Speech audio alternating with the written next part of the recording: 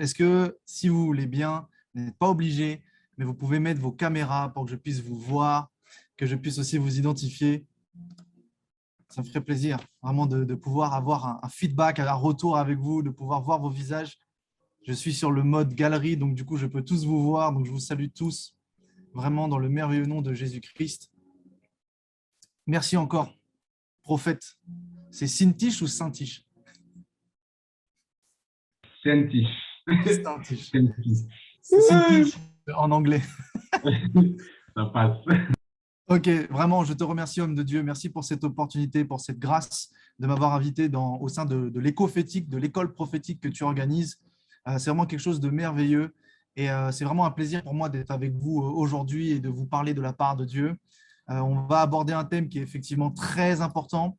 On va prendre le temps et j'aimerais d'entrée de jeu vous dire, prenez des notes. Vous devez avoir à côté de vous un cahier, vous devez avoir votre Bible, vous devez avoir un stylo, vous devez être prêt à noter parce que c'est forcément un enseignement de la parole et je dis toujours que nous sommes que des duplicateurs de l'enseignement. Ce que je dis n'est pas nouveau, il n'y a rien de nouveau sous le soleil. Ce que je dis a déjà été prêché et vous avez aussi la responsabilité du coup de pouvoir l'enseigner derrière. Vous savez, quand on fait des nations, des disciples, on enseigne les gens pour qu'eux-mêmes puissent recevoir l'enseignement et qu'ils puissent le diffuser. C'est quelque chose de très important, très, très, très important de savoir que la Bible n'est pas réservée, écoutez ce que je dis, la Bible n'est pas réservée aux ministres de l'Évangile.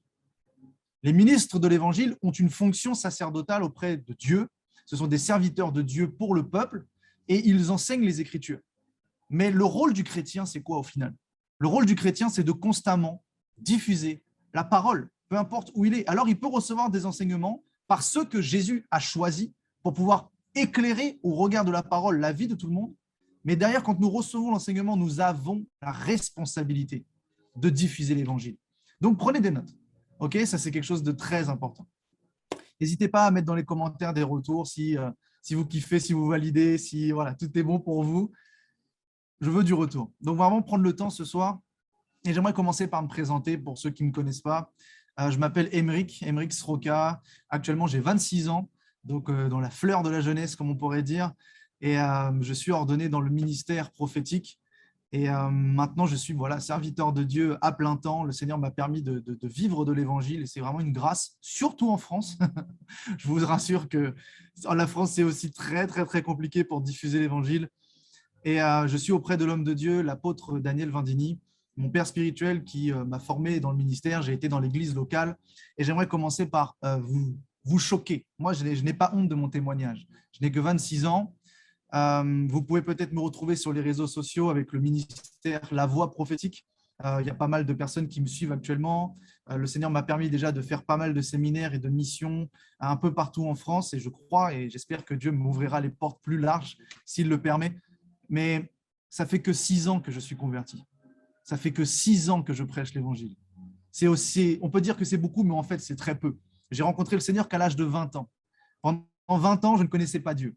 Après, Dieu a fait son œuvre et ceux qui sont intéressés, vous pourrez aller voir mon témoignage complet sur ma chaîne YouTube. Mais j'aimerais quand même vous le partager rapidement parce qu'il est important.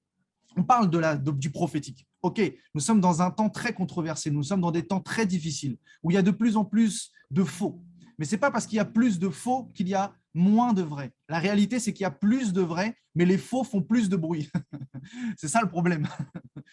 Vous voyez, nous ne devons pas tomber dans l'erreur que le prophète Élie a fait où il pensait qu'il était seul. On n'est pas seul. On est plein. Nous sommes une famille. Nous sommes l'Église de Jésus-Christ. Nous sommes des millions sur la terre à croire en Jésus-Christ. Nous sommes une force. Le problème, c'est que la force que nous avons en tant que chrétiens réveillés n'est pas assez évoquée par rapport à ceux qui sont faux. Donc, pourquoi je veux me présenter plus en détail par rapport à vous? Parce qu'il est important de connaître, c'est de pouvoir identifier la personne que nous avons en face de nous. Le meilleur moyen de reconnaître, par exemple, un faux docteur ou un faux prophète, il suffit juste de regarder sa vie. Il suffit juste de regarder comment il fonctionne, comment il parle, comment il pense, qu'est-ce qu'il raconte. Et vous verrez tout de suite, ceux qui ont le Saint-Esprit ont celui qui discerne toutes choses. Ça tiltera tout de suite. Donc moi, je veux me présenter déjà pour que vous sachiez à qui vous avez affaire. C'est quelque chose de très important. Et ensuite, vous allez voir au fur et à mesure de l'enseignement ce qui justifie le ministère que Dieu m'a donné. Voilà, mais on regarde toujours la vie de la personne. Donc moi, j'ai rencontré le Seigneur à l'âge de 20 ans, il y a 6 ans maintenant, et ça a été quelque chose de radical. Maintenant, je rends gloire à Dieu qui m'est préservé de beaucoup de choses. Je dis ça pourquoi? Parce que j'avais comme objectif une carrière militaire, donc j'avais déjà une mentalité très rigoureuse, très disciplinée. Et en plus de ça, j'étais joueur de rugby semi-professionnel à un gros club en France qui engendrait que j'avais une discipline de vie, une hygiène de vie. Donc le Seigneur, au final, à travers ça, m'a préservé de tout ce qui était alcool, drogue. J'en avais même pas envie. J'ai jamais fumé, j'ai jamais été dans des états seconds, j'ai jamais touché à tout. Mais parce que j'avais dit gloire à Dieu qui ne l'a pas eu à me sortir quand je me suis converti de grosses délivrances, comme on pourrait dire, et que malgré ma vie en tant que païen, il a réussi à me préserver pour pouvoir, un jour où je le rencontre, le servir vraiment pleinement. Vous savez, chaque chose que nous pouvons faire a une conséquence. C'est un fait, nous sommes chrétiens, nous sommes enfants de Dieu, mais la parole a une conséquence, qui fait que même les actes que nous engendrons ont forcément des conséquences. Et peut-être que si nous arrivons en tant que chrétiens avec un lourd passé, il y aura besoin de lourdes délivrances. Donc des fois, il y a des choses qui peuvent juste nous freiner, et des fois Dieu nous en préserve pour que quand nous démarrions plus simplement, plus rapidement. Mais Dieu est tout-puissant, Jésus-Christ est tout-puissant, et il n'y a aucun problème sur cette terre, ni aucun esprit démoniaque qui peut lui résister. Soyez-en sûrs. Donc, voilà, j'ai eu une discipline de vie qui a engendré que quand j'ai rencontré le Seigneur, ça a été très rapide. Et le nom de mon témoignage, c'est « J'ai tout abandonné pour suivre Jésus ». Vous savez, moi, je suis un passionné de la vie, un rentre-dedans, comme on pourrait dire, quelqu'un qui va à fond. Et du coup, ce qui fait que quand j'ai rencontré le Seigneur, ça a été vraiment pas difficile pour moi de tout lâcher. Tout lâcher, dire j'abandonne ma carrière militaire, j'abandonne le rugby, parce que le Seigneur me demandait, ne serait-ce que pour pouvoir aller au match de rugby, il fallait louper les cultes, c'est le dimanche. Et j'ai tout abandonné pour suivre Jésus. J'ai même tourné le dos à ma famille, non pas que je les ai abandonnés, mais qu'ils n'étaient tout simplement pas chrétiens. Ma mère est catholique, ok, bon, ça aide pas, on va dire. Donc elle comprenait ce qui se passait, mais elle n'était pas très réveillée. Mon père, ça a été, oula, misère, qu'est-ce que tu fais? Comment tu peux passer de ça à ça, de militaire à, entre guillemets, chrétien? C'était quelque chose qui l'a choqué. Bref, le temps a fait, aujourd'hui, tout est rentré dans l'ordre. Aujourd'hui, toute ma famille n'est pas convertie, mais ça a commencé. Ma mère a donné son cœur à Jésus. J'ai 2 sœurs qui ont donné son cœur à Jésus. Et vous savez que le témoignage que j'ai vis-à-vis de ma famille, je n'ai pas prêché l'évangile. Je parle de plein de choses. Je n'ai pas prêché l'évangile à ma famille. J'ai juste été une bonne odeur. J'ai juste été un témoin vivant de la gloire de Jésus-Christ. Et vu que la présence de Jésus était sur moi, il ne pouvait pas s'empêcher de parler de Dieu. Il ne pouvait pas s'empêcher de me poser des questions. Et quand quelqu'un pose des questions, son cœur s'ouvre et la parole rentre et a fait ses effets. Amen. Donc, c'est quelque chose de très fort de savoir que j'ai tout abandonné pour suivre le Seigneur et je me suis converti. Je me rappelle, c'était vraiment quelque chose de très fort. Le premier pas que j'ai mis dans l'église, donc l'église de mon père spirituel, j'ai été accueilli à l'église normalement et ne serait-ce qu'à la première note de la louange, j'ai commencé à m'effondrer, à pleurer. Et je ne comprenais même pas pourquoi. Parce qu'il n'y avait personne qui pleurait dans l'église. Je me disais, mais il m'arrive quoi? En plus, je commençais à avoir chaud, puis froid, puis je commençais à trembler. Je me disais, mais qu'est-ce qui m'arrive? Je suis en train de craquer complètement. Et à un moment, j'ai dit, OK, il faut que je me calme. J'ai commencé à fermer les yeux et j'ai senti quelqu'un me saisir dans ses bras. De là, ce que je me suis dit, bon, il y a forcément quelqu'un qui est en face de moi, là, qui est en train de me faire un câlin, que j'ai rien demandé d'ailleurs. Et quand j'ai ouvert les yeux, il n'y avait personne. Et à cet instant, mon cœur s'est ouvert et j'ai dit, OK, Dieu existe. Et j'ai donné mon cœur à Jésus, aussi simple que ça. Et après, l'appel est descendu sur ma vie, et ainsi de suite, et ainsi de suite. J'ai commencé à être formé dans le cadre du ministère. Et ça a été un gros package parce qu'il a fallu avoir la formation du chrétien et la formation au ministère en même temps. Donc, c'est allé très vite, ça s'est lancé. Et vous pouvez me voir aujourd'hui devant vous en tant que serviteur de Dieu. Et c'est vraiment un plaisir pour moi de vous parler et de vous enseigner ce soir sur quelque chose qui est très important, la place du prophète au sein de l'Église. Amen. Amen, amen. Est-ce qu'on peut applaudir pour le Seigneur, pour la grâce de Dieu? Je veux vraiment… Amen, amen, amen. Yes, il n'y a pas encore assez de caméras. Là. Il n'y a pas encore assez de monde. Je veux vous voir. OK. On est là. Je ne sais pas qui est Jessica. C'est marrant comment tu l'as écrit. G6 et K. Écoute, il y a une grâce sur toi de ouf. Permets-moi de te le dire comme ça. Il y a une grâce sur toi. On va aller un peu plus loin. Après, tout à l'heure. Là, dès que j'ai cliqué sur ton visage, je vois ta photo Et quand je vois ta photo, il y a quelque chose sur toi qui est très fort. OK. Donc, on va aborder un thème qui est vraiment très, très intéressant, un thème que j'aime aborder et un thème qui a été abordé par une multitude de personnes. Surtout une personne que je suis beaucoup, un mentor pour moi. Il y en a qui l'aiment, il y en a qui ne l'aiment pas. Ce n'est pas grave. Moi, je dis que c'est un vrai prophète de Dieu. C'est le prophète Joel Francis Tatou. C'est un homme de Dieu, c'est un prophète qui est vraiment très connecté au Saint-Esprit. Et d'ailleurs, c'est pour moi un mentor, déjà d'abord de loin, mais aussi de près. Je dis ça pourquoi? Parce que j'ai rencontré une multitude d'hommes de Dieu. Dieu m'a fait une grâce incroyable de pouvoir rencontrer un tas d'hommes de Dieu depuis déjà 6 ans, de voyager déjà beaucoup. Ne serait-ce que je pense au pasteur Bénin, au pasteur Chris Oyakilome, Daniel Kolenda, le fils spirituel de Reinhard Bonnke, qui a fait un grand travail en Afrique. J'ai rencontré peut-être Todd White, ceux qui connaissent, Brian Guerin, des prophètes américains, etc. etc. Et j'ai rencontré le prophète Joel Francis Tatou. Et c'est un message qui prêche vraiment très bien, que j'aime. Et j'ai pu le rencontrer quand il est venu en France. Et c'était vraiment quelque chose de très fort. Donc, comme je vous répète depuis tout à l'heure, l'évangile n'est que dupliqué. C'est l'enseignement de Jésus-Christ. Et nous avons la responsabilité de le diffuser le plus large possible, le plus loin possible, jusqu'aux extrémités de la terre. Amen. Donc, on va enseigner ça. On va enseigner ça. Je prends le temps encore de vous regarder un peu. Je laisse le Seigneur me montrer 2-3 trucs.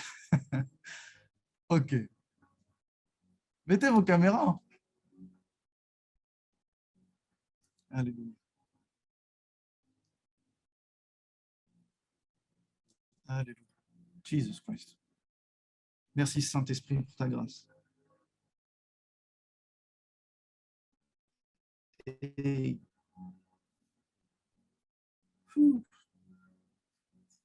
Précieux Saint-Esprit, manifeste-toi en cet instant. Nous te donnons toute la place, Seigneur. Nous nous prosternons devant ta face. Nous t'adorons, nous t'exaltons, nous te contemplons dans ton sanctuaire, Seigneur. Parce que nous sommes le temple du Saint-Esprit. Et je crois, Seigneur, que ce soir, tu as réservé quelque chose de particulier, de merveilleux. Je crois, Seigneur, que tu vas établir des fondements, que tu vas établir ta parole et que tu vas déverrouiller les mentalités, les consciences, Seigneur, ce soir. Et que ta présence et ta puissance va faire en sorte que beaucoup de choses changent dans la mentalité et dans la conscience de ceux qui regardent ce live, afin qu'ils soient porteurs de la nouvelle, porteurs de cette onction, porteurs de ton message, Seigneur, et qu'ils prennent conscience réellement, malgré le thème qui est spécifique, malgré l'attrait prophétique, que toutes les personnes qui sont ici présentes, Seigneur, tu les as choisies, tu les as appelées, tu les as établies pour diffuser ta parole. Et je prie, Seigneur, que cet enseignement fasse réma dans leur cœur, qu'ils s'imprègnent en eux et qu'ils puissent prendre toute la place afin qu'eux-mêmes puissent l'enseigner. Parce que nous sommes dans une école prophétique, Seigneur. Et je crois sincèrement que toutes les personnes qui sont ici présentes sont connectées à une grâce prophétique dans leur vie et que tu vas démultiplier et décupler cette grâce en eux, Seigneur. À travers cet enseignement, tu vas établir des convictions et une foi en eux dans le ministère de prophète. Alléluia. Que ton onction fasse son travail. C'est toi qui fais, Seigneur. Nous te donnons toute la gloire.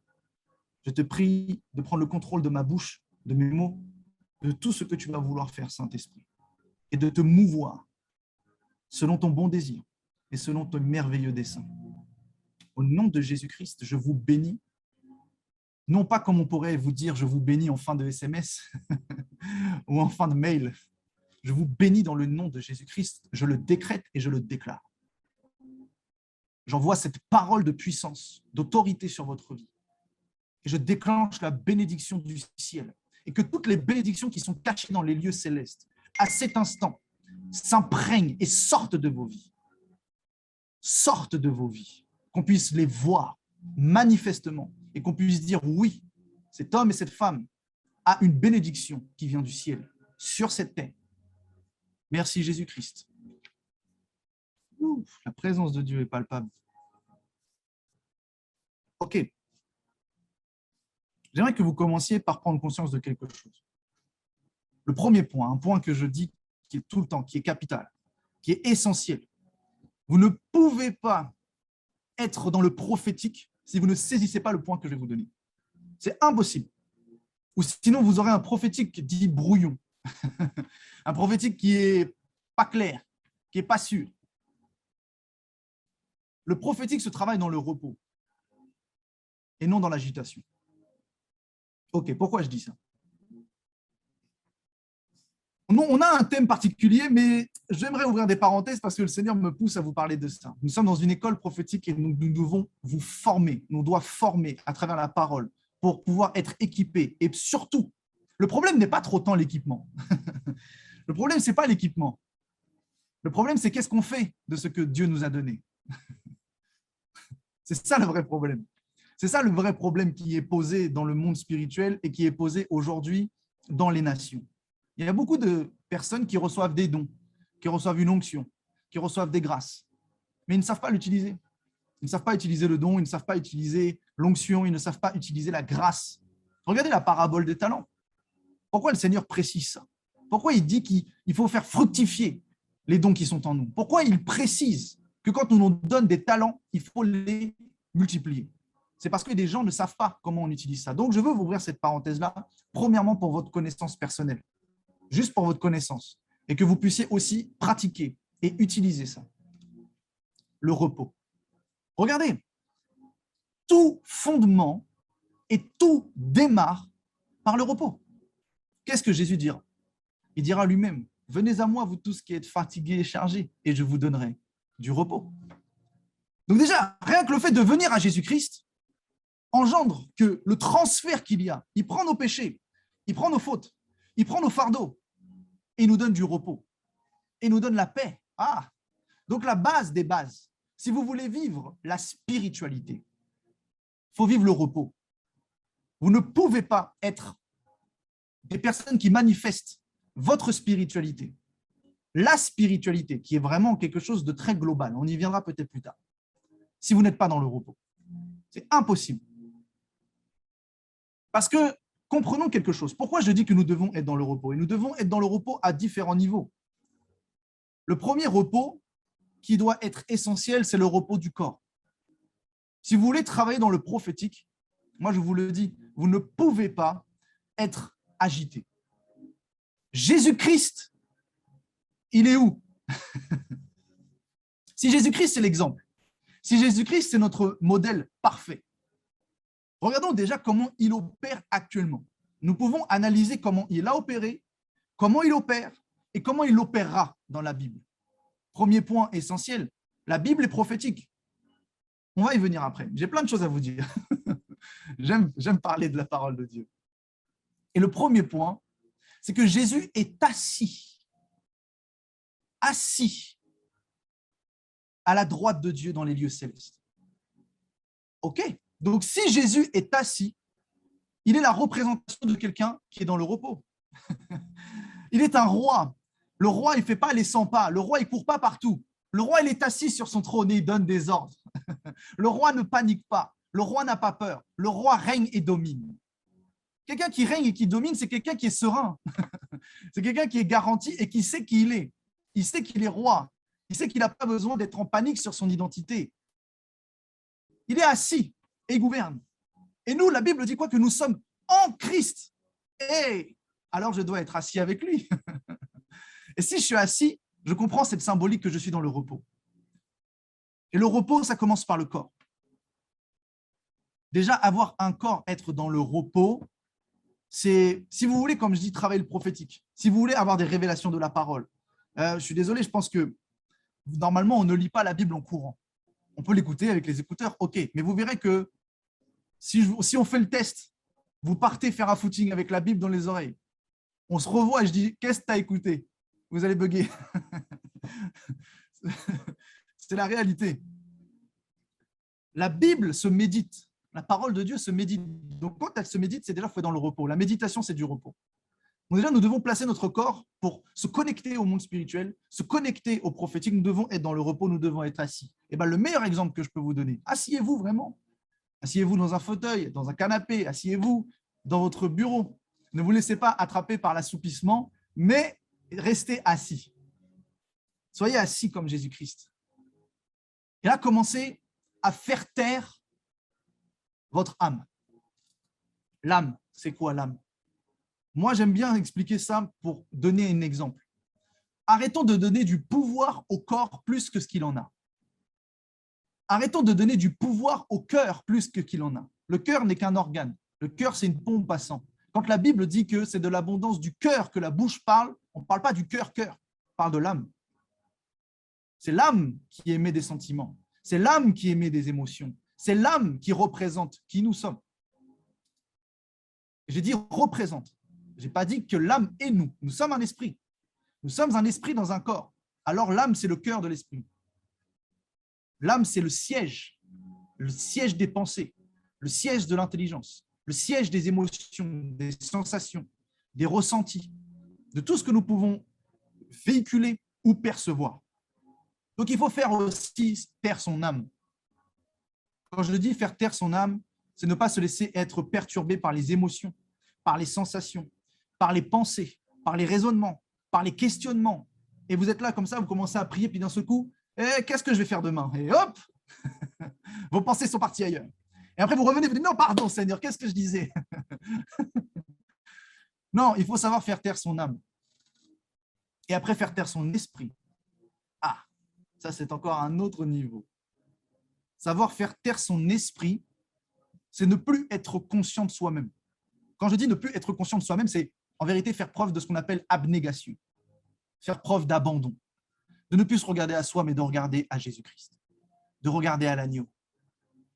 Et quand nous sommes vraiment dans un état profond de l'état de l'esprit qui s'abandonne, on appelle ça la contemplation. Quand on commence à contempler Jésus-Christ, de là à ce qu'on s'oublie soi-même.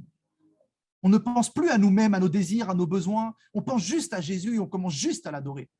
Mais ne pas l'adorer qu'en monologue. Moi, j'aime bien dire, si vous voulez être prophétique, faites des dialogues avec Dieu. Il y a beaucoup de personnes qui parlent. Seigneur, j'ai besoin de ça. Seigneur, j'ai besoin de ci. Seigneur, je veux ceci. Seigneur. Et Dieu il est là, il dit, ok, je prends note. Et au moment où il veut vous parler, amen, je vais me coucher. Je vais parler 5 heures en langue et après je vais me coucher. Mais à quel moment tu as écouté? Ésaïe 55.3.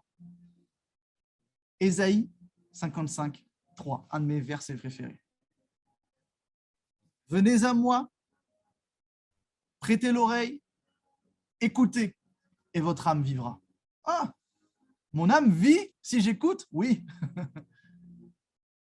Il faut d'abord entendre la parole de Dieu pour vivre. Donc, si vous voulez être prophétique, vous devez constamment vous disposer à écouter. Écouter, c'est une disposition. On ne peut pas écouter dans le brouhaha, on ne peut pas écouter dans l'agitation, on ne peut pas se concentrer en écoutant quand nous sommes occupés. Les gens qui veulent vivre du prophétique, ils veulent des visions, ils veulent des songes, ils veulent voir des anges, ils veulent voir tout ça, ok. Mais quand est-ce que tu te disposes à entendre et voir le monde spirituel?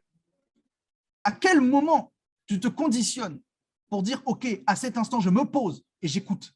J'écoute ce qui se passe, j'écoute ce que Dieu me dit. Bon, on va aller un peu plus loin encore. Nous sommes dans une école prophétique. Vous allez manger solide.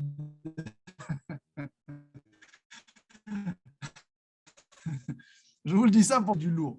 Donc, soyez prêts, prenez des notes. Et si je vais trop vite, dites-le moi aussi. Vous savez qu'on ne voit pas un ange. Vous savez qu'on ne voit pas la Bible. On entend. Le monde a été créé par quoi? Par la parole. Le monde spirituel, par la parole. Le monde physique, par la parole. Tout a été créé par la parole. Donc, tout est une écoute. Parce que même si nous lisons un livre, on écoute la parole. Ça, faut tout de suite se le rentrer dans l'esprit. Tout est une question d'écoute. Même si vous utilisez des sens comme la vue, le toucher, l'odorat, ce que vous sentez, vous l'écoutez à travers le nez. Ce que vous voyez, vous l'écoutez à travers les yeux. Ce que vous entendez, vous l'écoutez simplement. Mais ce que vous touchez, vous l'écoutez à travers le toucher. Tout est parole. Donc, c'est une disposition d'écoute constante. Et pour pouvoir être écouté, c'est comme à l'école. On ne peut pas être en train de parler pendant que le professeur enseigne. Qui est le professeur? Le Saint-Esprit. Il vous enseignera toutes choses. Donc, pour pouvoir recevoir des enseignements, il faut écouter, il faut se disposer à l'écoute. C'est un travail quotidien et permanent d'être à l'écoute de ce qui se passe autour de nous, à l'écoute de l'environnement spirituel, à l'écoute du Saint-Esprit, à l'écoute constante et permanente.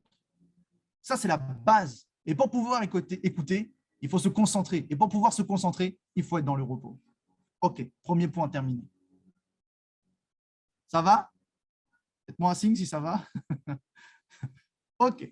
Si ça ne va pas, dites-le aussi. Et nous avons un thème extrêmement important pour revenir quand même dessus, parce qu'on parle du prophétique. Mais pour pouvoir expliquer la place d'un prophète au sein de l'Église, il faut déjà identifier c'est quoi un prophète. Ensuite, pour pouvoir identifier c'est quoi un prophète, il faut identifier sous quelle dispensation il agit. Ensuite, pour pouvoir identifier sous quelle dispensation, il faut identifier dans quelle onction il opère dans cette dispensation. Donc, pour pouvoir développer ce thème, je vais vous parler du prophétique d'abord global. Ensuite, je vais vous parler du prophète et après de sa place. OK? Ça vous va? Cool.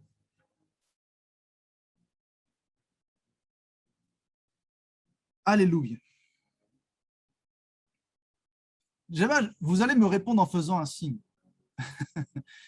Mais pour vous déjà, est-ce qu'un prophète a une place importante dans l'Église? Oui, vous faites un signe. Non, vous n'en faites pas. OK, il y en a qui disent non. Intéressant. On va y venir. En fait, j'ai envie de dire, un prophète n'a pas plus de place qu'un apôtre, qu'un pasteur, qu'un docteur, qu'un évangéliste. Ça, c'est une base. La hiérarchie que Dieu impose au sein d'une église est une hiérarchie d'organisation, mais c'est surtout une stratégie gouvernementale céleste. OK. C'est peut-être costaud ce que je dis, mais en soi, parmi les hommes, un prophète, c'est un prophète. Un pasteur, c'est un pasteur. Ce sont des serviteurs de Dieu. Ce qui va catégoriser leur grade, ce n'est pas leur titre, c'est l'onction et l'autorité. C'est pour ça que moi, j'aimerais vous dire quelque chose. Je veux démystifier déjà quelque chose de base. Beaucoup trop de personnes aiment les titres. Ah, je suis prophète de ci, prophète de ça. Et le plus grand truc, c'est le prophète des nations. OK, peut-être que vous y croyez. Mais moi, j'aimerais vous dire que ça n'existe pas. Ça n'existe pas, le prophète des nations. Et tous les chrétiens sont appelés à prêcher l'évangile jusqu'aux extrémités de la terre. On peut être un prophète sur une nation, mais le prophète des nations n'est pas un titre. Ça, c'est pas valable. Ça n'apporte rien de concret. Par contre, ce qui va établir mon ministère, c'est mon autorité dans le royaume et mon onction. C'est pour ça que je prends le pasteur Bénin et le pasteur Chris. Ce sont des hommes de Dieu. Ce sont des hommes de Dieu avec un titre lambda. Mais leur onction, aïe, aïe, aïe, leur onction fait qu'ils en sont là où ils en sont aujourd'hui. Amen. Donc, comprenons quelque chose. Le prophétique, qu'est-ce que c'est? Le prophétique, c'est une dimension temporelle. Premièrement, avant même d'être une onction,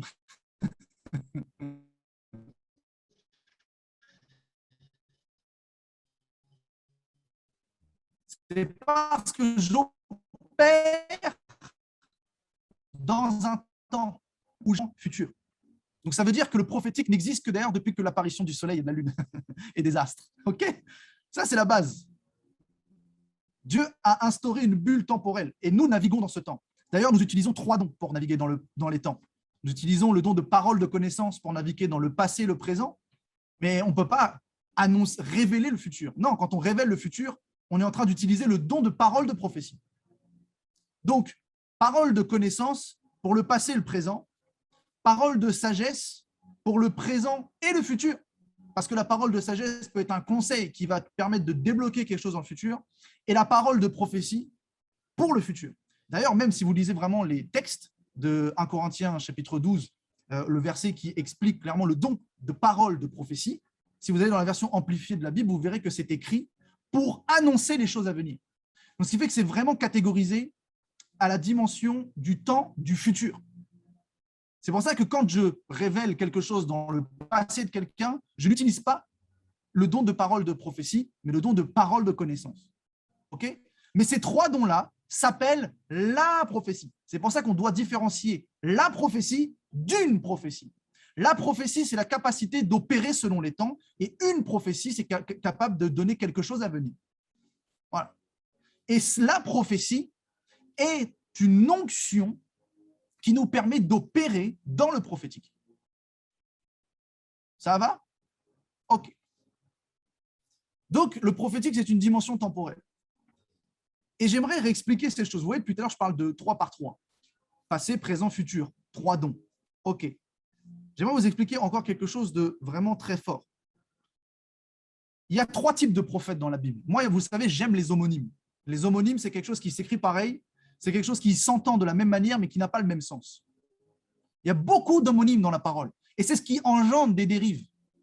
Vous savez que le mot péché est un homonyme. Est-ce que vous savez que le mot justice est un homonyme?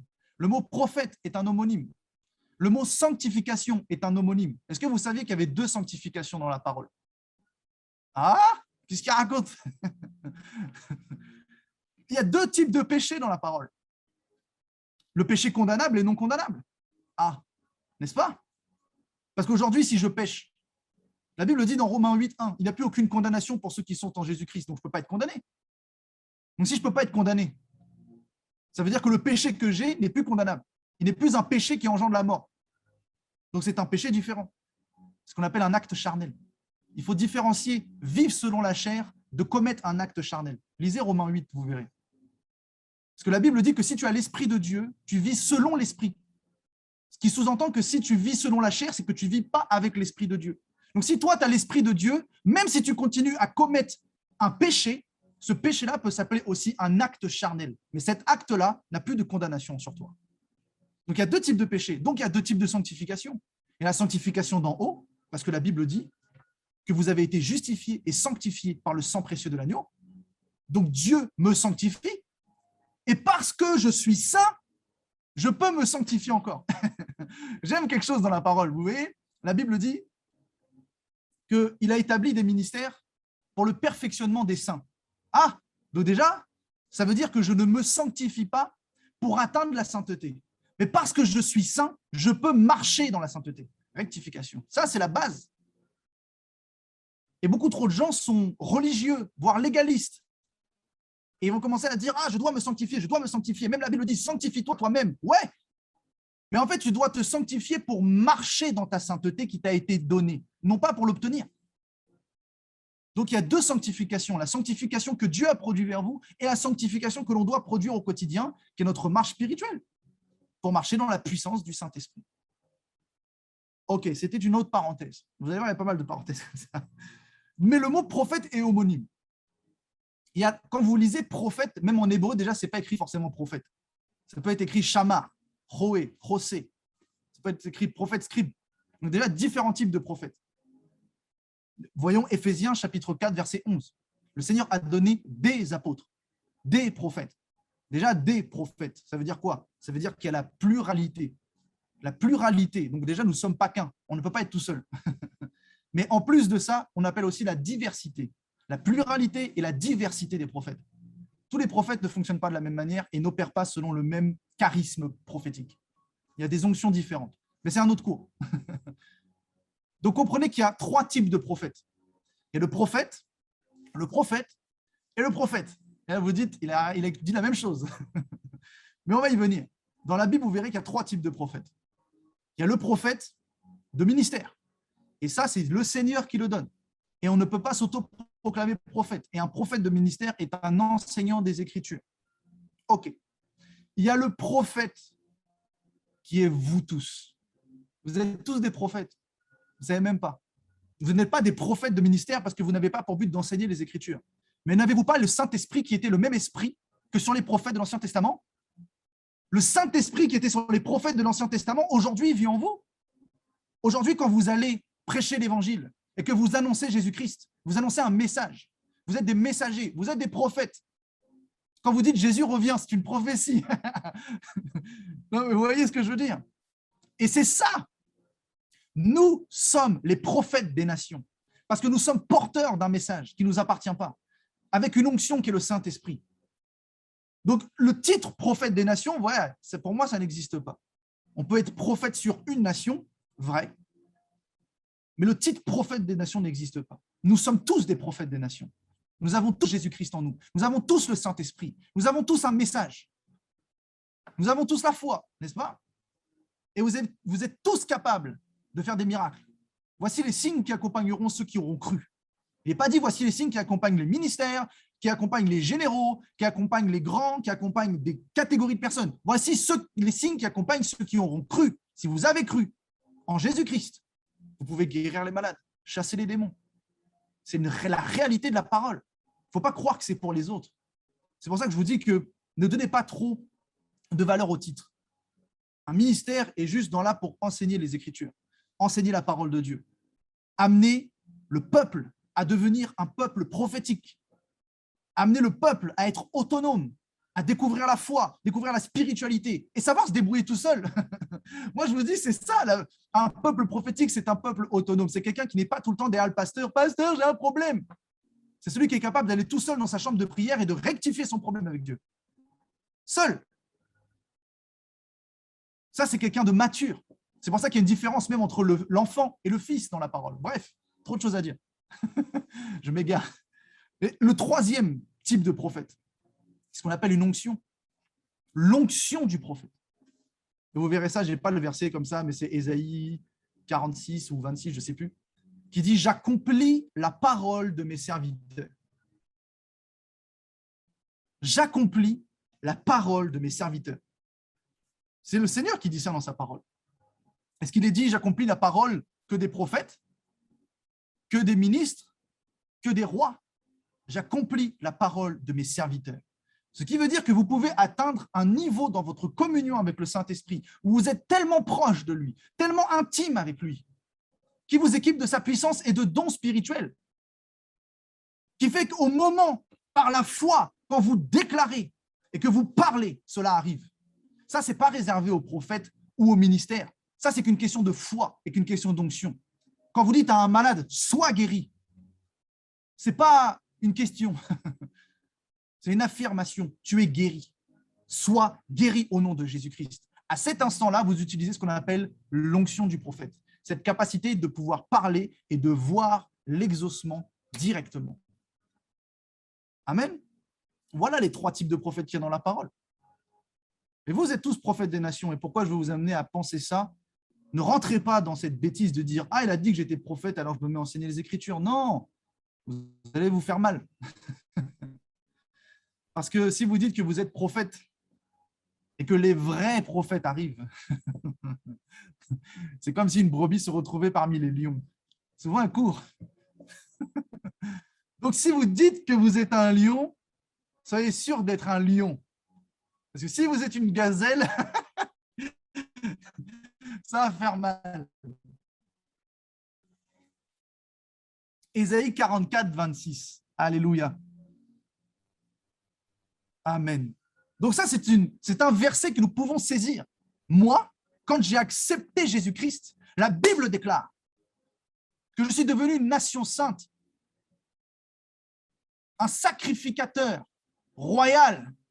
Donc si vous êtes devenus des sacrificateurs, vous êtes devenus des serviteurs au service du temple, au service de Dieu. Donc, j'accomplis la parole de mes serviteurs. Commencez vraiment à comprendre que tout est une question de foi. Tout est une question de foi. Vous voulez naviguer dans le prophétique, vous voulez naviguer dans le surnaturel, vous voulez naviguer dans les dons, vous voulez voir les manifestations. Tout est une question de foi. C'est tout. On est là toujours à des fois, et moi-même j'ai fait cette erreur, à chercher les clés, les plus grandes. Alors oui, il y a des clés, ok. Pour prophétiser, il y a des principes. Il y a un fonctionnement, il y a une manière de préparer son esprit à prophétiser. Ok, ça s'apprend. Mais la plus grande clé, la base des bases, c'est la foi. Avoir la foi en Dieu, avoir la foi en qui je suis en Christ, avoir la foi au fait que le Saint-Esprit soit en moi, avoir la foi de savoir que je peux déplacer les montagnes. Oui, c'est la Bible qui le dit. Si vous aviez la foi, vous pourriez déplacer les montagnes. Amen. Tout est une question de foi encore. Ok. Donc, qu'est-ce qu'un prophète aujourd'hui? Un prophète est forcément un serviteur de Dieu. C'est un ministre de la parole, selon Éphésiens 4:11. Le Seigneur l'a donné, à la différence du don de prophétie qui est donné par le Saint-Esprit. Là, c'est le Seigneur qui donne. Le Seigneur qui donne, c'est le Seigneur qui établit. OK. Donc, on voit que ce n'est pas la même chose. Le Saint-Esprit donne un don à un chrétien au sein de l'Église. De l'Église, je ne parle pas que l'Église locale, je parle de l'Église corps de Christ. Le prophète ou le ministre est un don pour l'Église. Pas pareil. Il y a une différence entre quelqu'un qui a un don pour les chrétiens et quelqu'un qui est un don parmi le peuple de Dieu. OK? Ça, c'est la base. Et un prophète, aujourd'hui, n'opère plus selon la même dispensation. Ça, c'est extrêmement important. Combien de prophètes font des dégâts monumentaux parce qu'ils régissent encore selon la loi? Et quand je parle de la loi, je ne dis pas qu'ils se couvrent du talit et qu'ils prient comme des bons rabbins. Non. Je dis qu'ils sont dans la condamnation. Un prophète ne peut pas condamner, à la différence de l'Ancien Testament. À la différence de l'Ancien Testament. Pourquoi? Dans l'Ancien Testament, Dieu était sous la loi. Dieu a engendré la loi, le peuple juif était sous la loi, ce qui engendrait que la moindre faute engendrait une condamnation. Donc, regardez, lisez les prophètes, ils apportent que des jugements, que des avertissements, que des condamnations. Mais aujourd'hui, nous sommes tous pardonnés de nos péchés par Jésus-Christ. À chaque instant, le sang précieux de l'agneau coule devant nous. Donc, constamment, nous ne pouvons pas être condamnés par qui que ce soit le moindre frère au plus grand des ministères. Le ministère prophétique n'est pas le ministère de la dénonciation. Le ministère prophétique, l'onction prophétique, c'est une onction annonciatrice. On annonce la venue de l'époux. On annonce la venue de Jésus-Christ. On annonce les choses qui sont dans vos vies. Et c'est pour ça que nous devons comprendre quelque chose.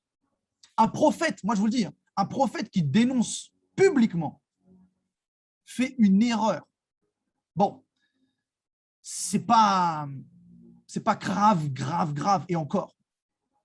Parce que la parole peut construire ou détruire. La vie et la mort sont au pouvoir de la langue. Moi, je vous le dis, je fais très attention quand je prophétise. Très attention. Parce que je sais que la parole que je peux donner peut se lier à une vie et elle peut détruire la vie de quelqu'un. Et je vous le dis.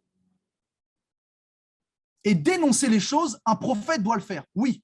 Mais comment? La question, c'est comment? On doit dénoncer les choses, évidemment. On doit annoncer les choses, évidemment. Mais n'avons-nous pas reçu la sagesse d'en haut? Hein? Qu'est-ce qu'il raconte? Oui, je vous dis quelque chose. Est-ce que vous croyez que la sagesse d'en haut était réservée à Salomon? Vous savez que quand la sagesse d'en haut est descendue sur Salomon, c'est le Saint-Esprit qui est venu sur vous. Vous avez une sagesse que vous n'avez pas avant. La Bible dit même que nous parlons un langage spirituel, non avec ce que la sagesse humaine enseigne. Ah! Donc je ne fonctionne pas selon la sagesse humaine. Ça veut dire quoi? Ça veut dire que j'opère selon la sagesse de l'esprit. J'ai la sagesse d'en haut. Donc, ce qui veut dire que quand je dénonce quelque chose, parce qu'il faut le faire, il faut savoir le faire.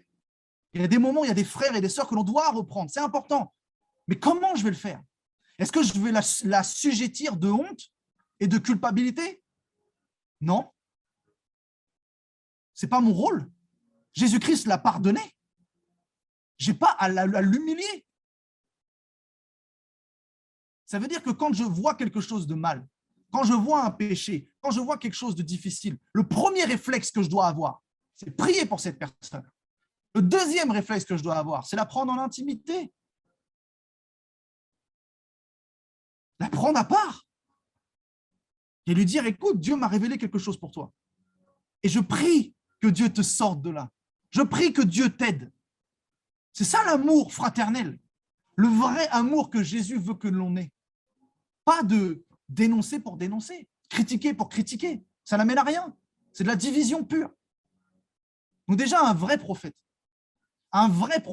il est sensible au cœur de Dieu. Le cœur de Dieu, c'est la grâce, c'est l'amour. Ça veut dire que même si quelqu'un est dans le péché, même si quelqu'un est tombé, parce que le juste tombera cette fois, ouais, je ne dois pas l'enfoncer ni l'écraser. Je dois être une source d'appui et de soutien pour le relever, pour l'aider. Je ne dois pas le condamner. Je dois l'aider. L'onction prophétique est une onction d'assistance. Les prophètes assistaient les rois et les sacrificateurs. Le prophète aujourd'hui assiste un apôtre. Ah, on va y venir. Dans la hiérarchie de l'église locale, le prophète n'est pas le ministère prédominant. C'est le ministère apostolique. OK? Alors j'aimerais, parce que je parle de plein de choses, comme ce que le Saint-Esprit m'amène à vous les amener, et avec mon cœur, sincèrement, parce que nous avons besoin d'entendre ces choses. Nous avons besoin de comprendre comment le prophétique marche.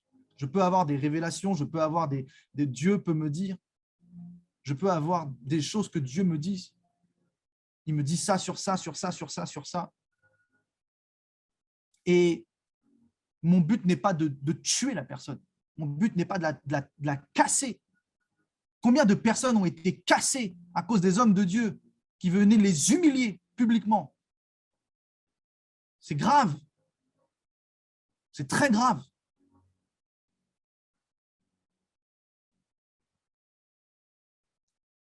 Et on va amener des révélations pour vous expliquer à quel point le prophète, c'est le sujet.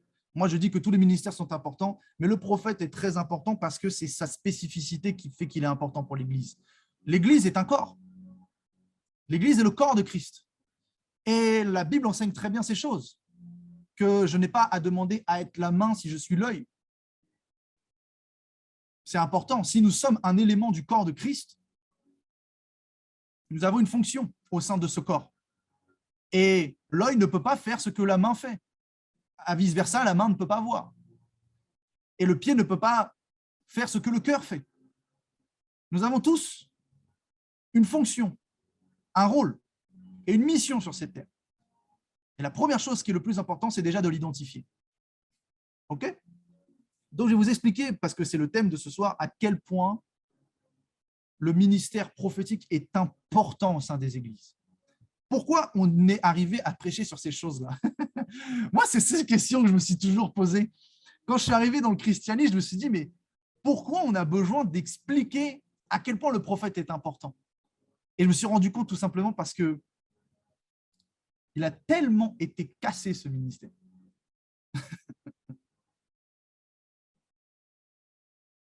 Ce ministère a été cassé de toutes parts. On l'a détruit. On l'a effectivement. Des prophètes ont fait des erreurs. Et même moi, je vous le dis sûrement, j'en ferai. Ok, des prophètes ont abusé de leur autorité. Ils sont partis dans des dérives. Mais vous croyez qu'il n'y a pas des pasteurs qui partent aussi dans des dérives? Vous croyez qu'il n'y a pas aussi des évangélistes qui disent des trucs de fou? Mais pourquoi la marque qui est restée sur les prophètes? Pourquoi? C'est parce que Satan les cible très précisément pour ça. Mais pourquoi? Pourquoi Satan cible les prophètes? Pourquoi un prophète qui fait une erreur, oh là, son ministère est quasi, sa réputation est détruite, mais le pasteur qui fait une petite erreur, bon, c'est pas grave, le frère est tombé. Non, je vous dis, c'est réalité. Le prophète, il dit une fausse prophétie. Il peut en dire 100 bonnes derrière. Il est cuit. Parce que oui, les gens ils diront, mais le prophète ne se trompe pas. Ah bon? Est-ce que tu sais c'est quoi un faux prophète? Est-ce que tu as lu les Écritures? La Bible ne dit pas qu'un prophète ne se trompe pas. La Bible dit qu'un faux prophète est quelqu'un qui t'amène vers des idoles. Ah! Le faux prophète détourne le peuple de Dieu. Nous voyons ça même c'est dans Deutéronome, je crois. Là, je parle avec l'inspiration du Saint-Esprit. Ce n'est pas encore mon message, je ne sais pas ce que j'ai préparé. Mais il dit que si un prophète vient vers vous et que ce qu'il dit ne se réalise pas, non, qu'il dit se réalise, mais qui vous amène vers de faux dieux, alors celui-là est un faux prophète. Vous voyez l'épître de Jude, quand on parle des faux Christ, des faux docteurs, des faux prophètes, ce sont des personnes qui ont renié le Seigneur, des personnes qui prêchent des doctrines farfelues, qui prêchent des choses qui amènent vers d'autres dieux. Oui, je vous le dis. Un faux prophète détourne le peuple de Dieu. Mais un vrai prophète, n'est-il pas un homme qui apprend avec le Saint-Esprit au quotidien, comme un pasteur, comme un évangéliste, qui apprend en faisant des erreurs et le Saint-Esprit va le corriger? Est-ce que Jacob, qui était un prophète, n'a-t-il pas fait d'erreur? Ne s'est-il pas trompé de femme? Non mais... Ok, il a été trompé, mais si tu es prophète, tu as le discernement. Abraham, n'a-t-il pas fait une erreur en faisant un autre enfant sans attendre la promesse? David, le grand prophète selon le cœur de Dieu, n'a-t-il pas tué pour avoir une femme? Je vous dis, les prophètes peuvent se tromper parce qu'ils sont charnels. Je peux avoir une vision, et cette vision, elle va être quoi? Elle va être charnelle. Et je vais le dire comme une prophétie, ça ne se réalisera jamais. Ce n'est pas pour autant que le jour où je vais prophétiser juste que je suis un faux. Non, parce que je prêche Jésus-Christ. Eh oui, ça c'est la réalité. Donc déjà, arrêtons de faire la guerre aux faux. Il y a plus de vrais que de faux. C'est juste que les faux font plus de bruit. Ça, c'est important. Alors, prenons la parole de Dieu. Juge, chapitre 16, verset 21.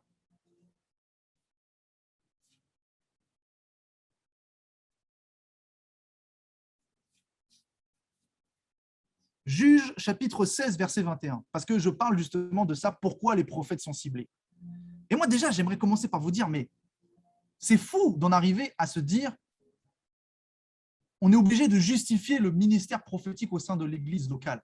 Mais déjà, poser cette question pour moi, et ce n'est pas pour faire une critique comme de Dieu, loin de là, mais c'est juste que quand on amène à avoir cette question, sous-entend, parce que je parle de la question de quelle est la place du prophète dans l'église.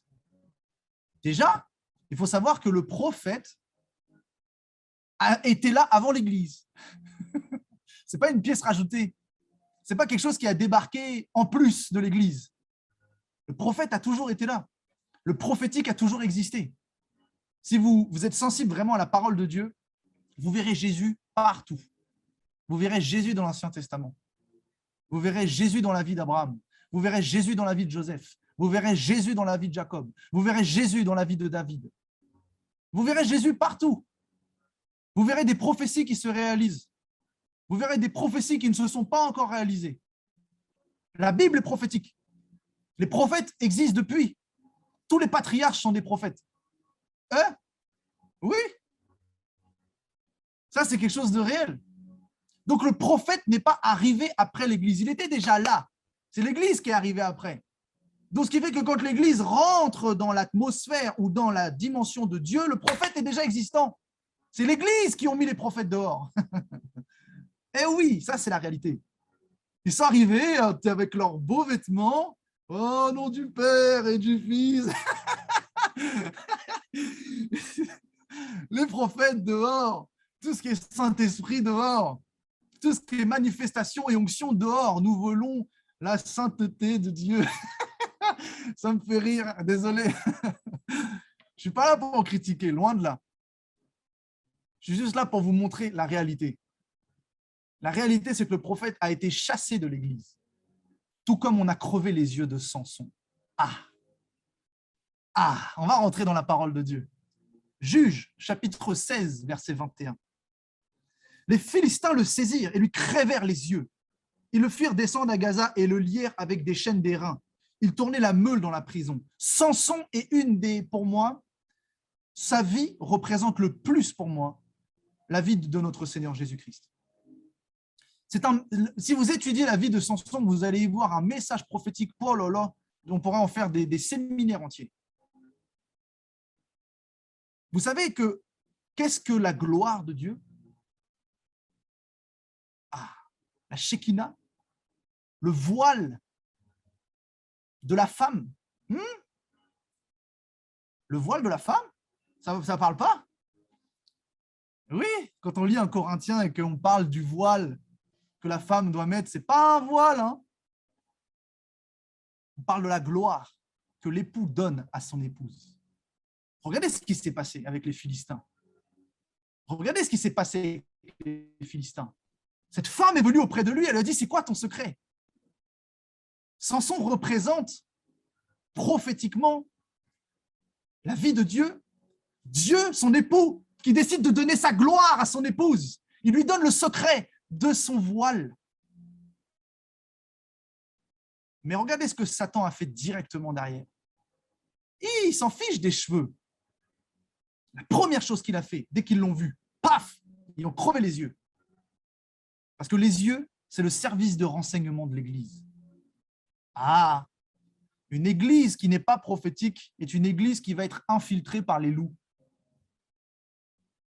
Une Église qui est prophétique est une Église avertie, est une Église qui est au clair, une Église qui voit, une Église qui maîtrise, une Église qui saisit, une Église qui a la foi et la puissance.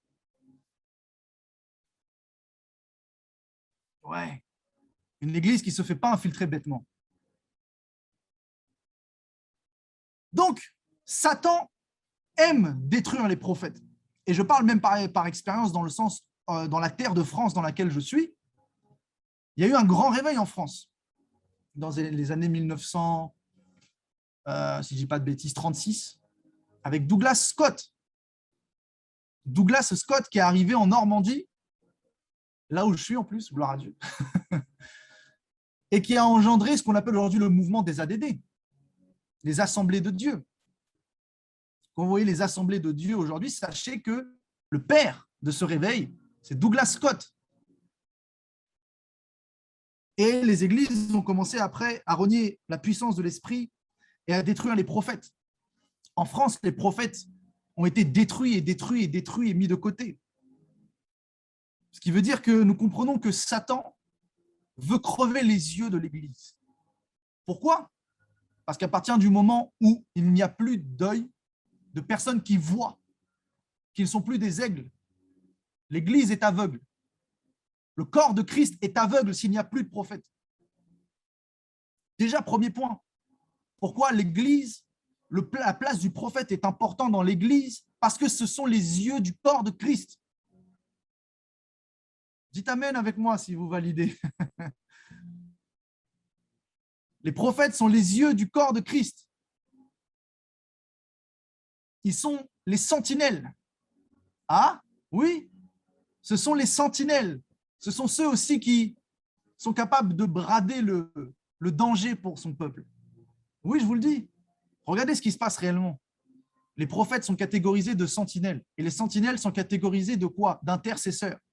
Et les intercesseurs se placent où? À la brèche. Ça veut dire quoi? Un prophète est celui qui est connecté au cœur de Dieu. On dit souvent, les pasteurs ont compassion, mais hey, connais-tu la compassion d'un prophète pour son église? Parce que le prophète, ok, ne se cible pas à l'âme uniquement en disant, voilà, je vais me focaliser sur une âme comme un pasteur. Le prophète voit son église dans l'ensemble. Il veut voir une église forte. C'est pour ça qu'on dit, ouais, les prophètes, ils sont durs, ils ne s'attardent pas sur les âmes. Mais en fait, ils font un travail différent. Ils protègent le corps de Christ. Non pas en étant les boucliers, parce que les boucliers, c'est la foi, le bouclier de la foi. Mais les prophètes sont ceux qui voient le danger venir. C'est ceux qui avertissent et qui disent, attention, il se passe quelque chose. Et l'Église peut commencer à anticiper, prier, etc. Et le Satan ne peut pas les attaquer. Regardez aujourd'hui, si vous avez un œil en moins, ou un bras en moins, ou une jambe en moins, on dira que vous êtes handicapé. Ça veut dire quoi? Ça veut dire que vous n'êtes pas totalement valide dans toutes les fonctions de votre corps. Donc, s'il manque quelque chose au corps de Christ, le corps de Christ est handicapé. Bon, ce n'est pas le cas. Mais il y a un fait. Et ça, je le dis clairement, le corps de Christ est malade. Il est malade. Il y a un virus. Il y a un virus, et je ne parle pas du Covid. Hein. Il y a un vrai virus dans l'église locale, dans l'église corps de Christ. Vous savez, c'est quoi? Un truc aussi simple que ce que je vais vous dire.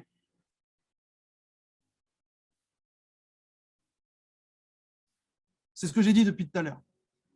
La critique du faux, la recherche du faux partout. Un virus. Tout est faux.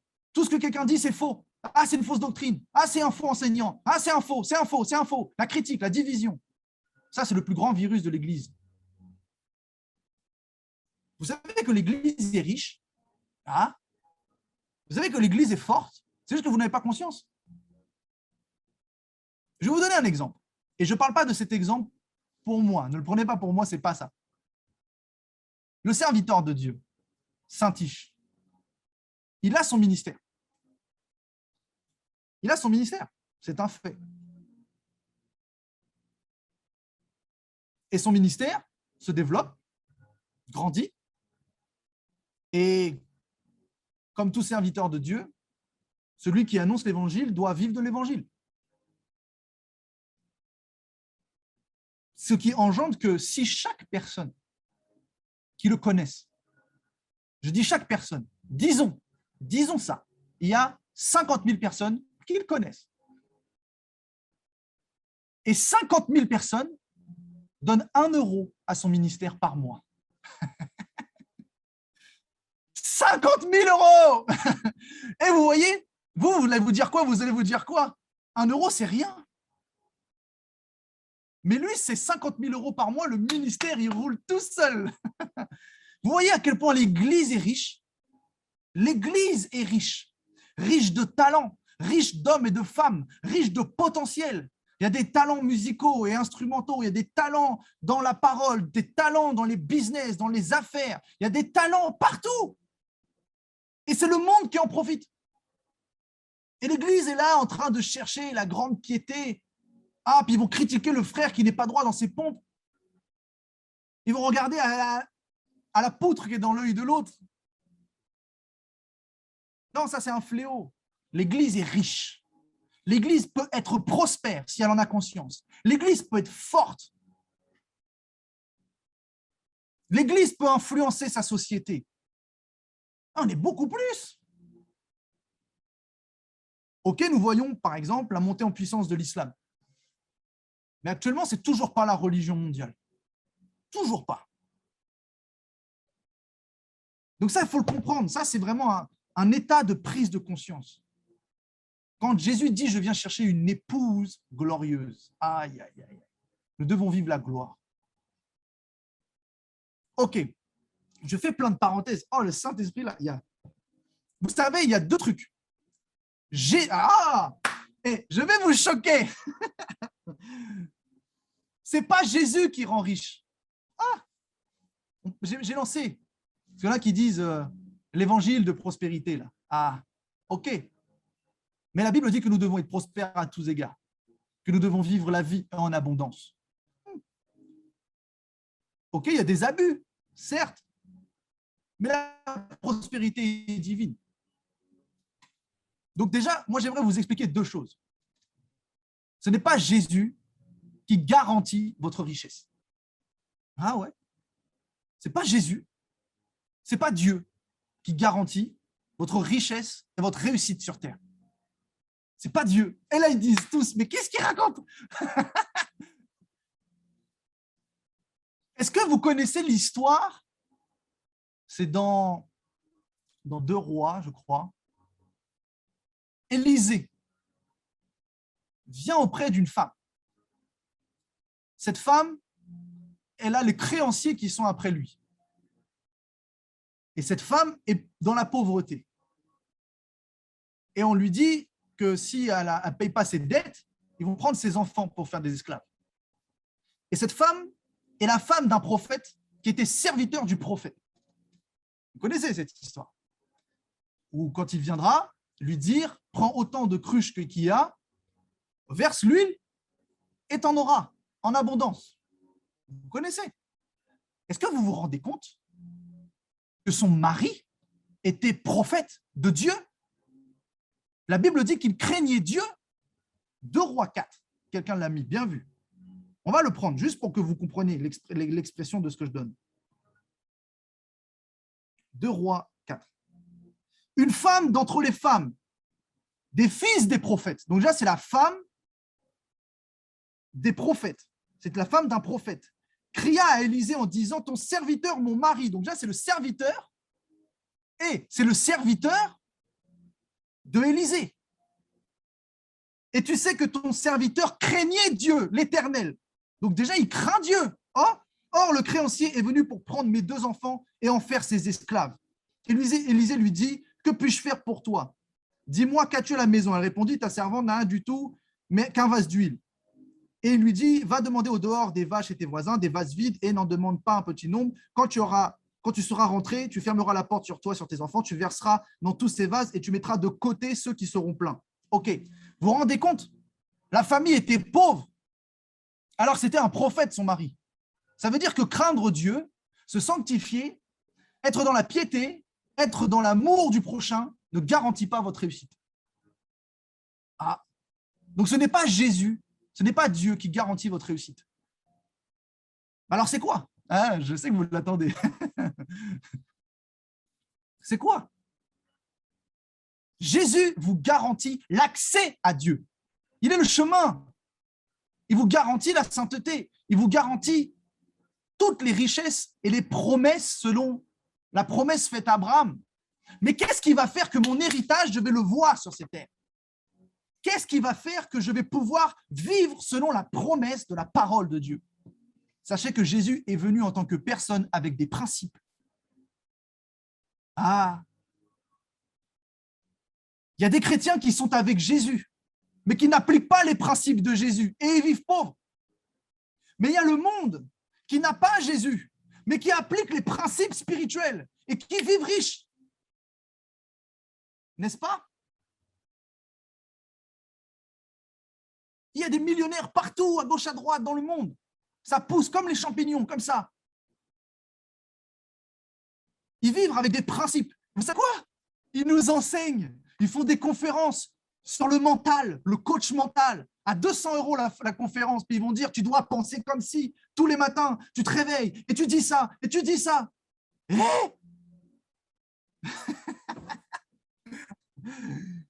ils vont nous enseigner ce qui est écrit dans la Bible.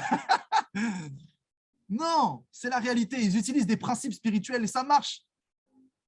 Parce qu'il faut utiliser les principes de Jésus pour pouvoir vivre selon cette terre. Le Seigneur nous suffit à gagner le ciel. Mais si tu veux manifester le ciel sur la terre, il faut que tu vives avec les principes de Jésus sur cette terre. Amen. Amen, vous êtes là ou pas? Ouais. Faites genre.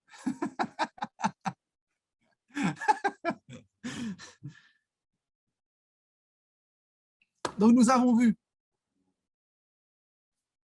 que le prophète était ciblé parce qu'il était le service de renseignement de l'Église. C'est pour ça que Samson lui a crevé les yeux. Et je vais vous montrer à quel point les prophètes sont extrêmement présents dans le Nouveau Testament, à quel point le prophète est extrêmement présent dans l'Église locale, à quel point le prophète est extrêmement présent dans l'Église corps de Christ. Amen. Regardez, on va aller dans les révélations. Matthieu chapitre 25, versets 5 et 7. Matthieu 25, c'est la parabole des vierges, les 10 vierges. Vierges folles, vierges sages. Déjà, on va expliquer une base. Ceux qui disent là, les vierges folles, c'est les chrétiens qui iront en enfer. Oh là là. Ah là là, c'est chaud. Il faut vraiment prier pour la révélation. Parce que ce qui catégorise le fait qu'elle soit folle et les autres le fait qu'elle soit sage, c'est quoi? C'est qu'il y en a une qui a l'huile et une autre qui ne l'a pas. Celle qui a l'huile, c'est l'Église. Celle qui a l'huile, c'est celle qui a le Saint-Esprit. Donc les vierges folles sont les Juifs. Ah oui. Oui, oui. Ce sont 2 peuples. Il y a 2 peuples qui sont représentés, les Juifs et les nations. Dans le temple, il y avait les pains de préposition. Pourquoi il y en a 12? 6 et 6. Les Juifs et les nations. Pourquoi le voile qui séparait le lieu saint du lieu très saint à 4 piliers? Les 4 évangiles, les nations. Comprenez ces choses. Les nations sont partout dans la Bible. L'olivier franc et l'olivier sauvage. C'est quoi ça?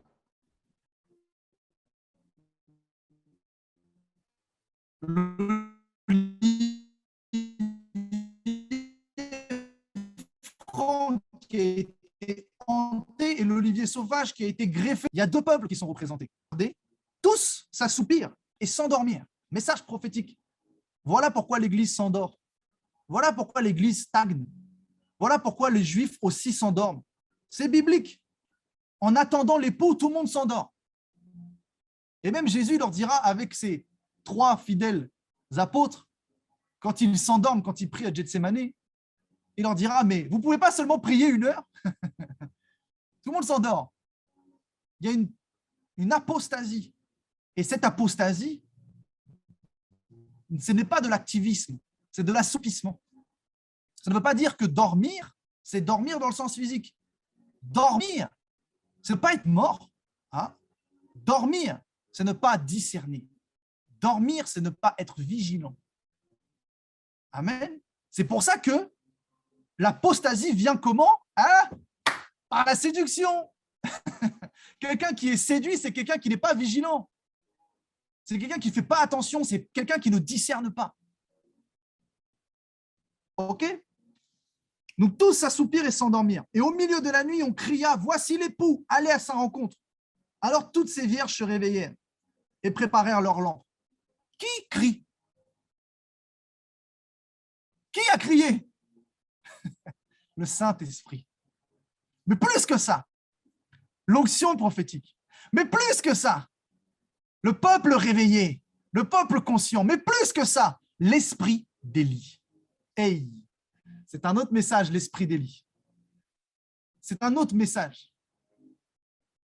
Mais l'esprit d'Élie, c'est l'esprit qui réveille tout. C'est l'esprit de réveil. Aujourd'hui, les grands réveils à Azusa Street, à Brownsville, ou en Afrique du Sud, ou tous les réveils que vous avez pu voir, portent le nom de l'esprit d'Élie. OK, c'est un autre message. Élie, c'est un prophète. Donc la place du prophétique est colossale au sein de l'Église.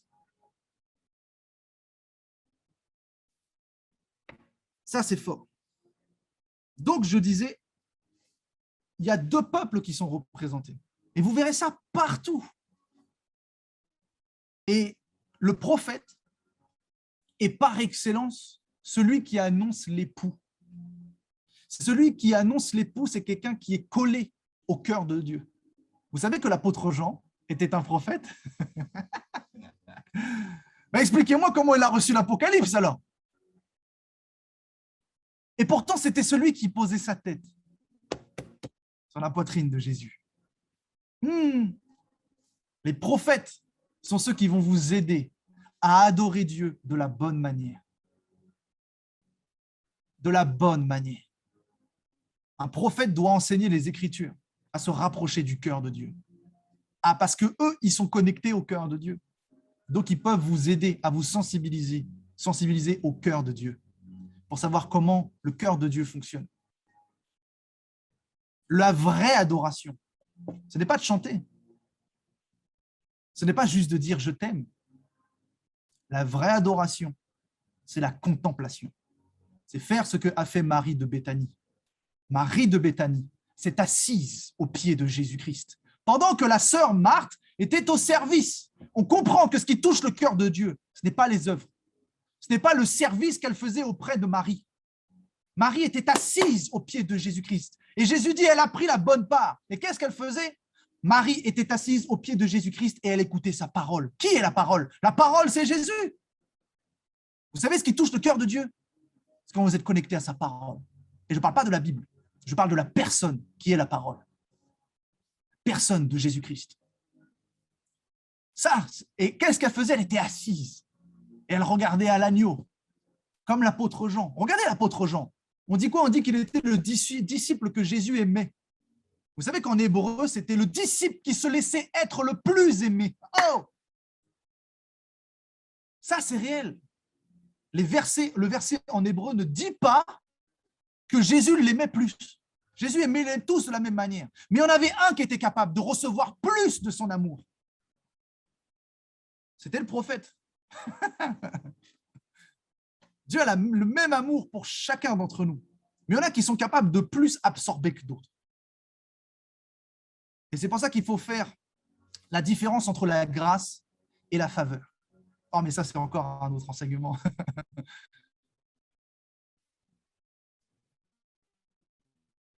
Jean, chapitre 4, versets 16 à 19. Avec la Samaritaine. My God, j'aime trop ce passage. Je vais lire. Va, lui dit Jésus, apporte ton mari et viens ici. La femme répondit, je n'ai point de mari. Jésus lui dit, tu as raison de le dire.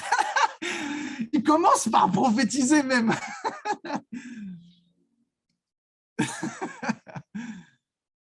Il commence par prophétiser. J'aime parce qu'au début, il lui apporte une parabole. Avec celui qui boit de cette eau n'aura plus jamais soif. Elle lui dit, mais où est-ce que je dois adorer? À Jérusalem, ici, il dit, viendra un temps où ce ne sera ni là ni là-bas. Ce temps est arrivé. Aujourd'hui, nous adorons Dieu en esprit et en vérité parce que nous sommes le temple du Saint-Esprit. Aujourd'hui, je n'ai pas besoin d'aller à Jérusalem pour adorer Dieu. Là, j'adore Dieu. Et je suis le temple de Dieu maintenant. Nous sommes le temple du Saint-Esprit. Vous êtes toujours là? Donc, il lui donne un enseignement colossal. Et il a bien compris qu'elle ne comprenait pas.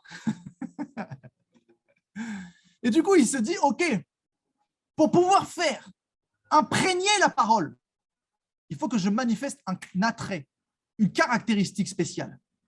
Je vais prophétiser. Vous allez comprendre pourquoi le prophétique est important pour l'Église. Parce que le prophétique dispose. Le prophète dispose le cœur à écouter la parole. Oui, un pasteur doit avoir une onction prophétique. Ça, si, c'est important.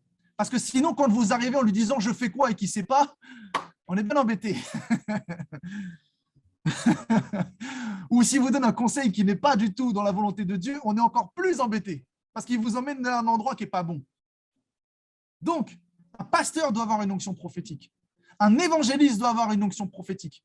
Un docteur de la parole doit avoir une onction prophétique, parce que l'onction prophétique, c'est le réma du Saint-Esprit.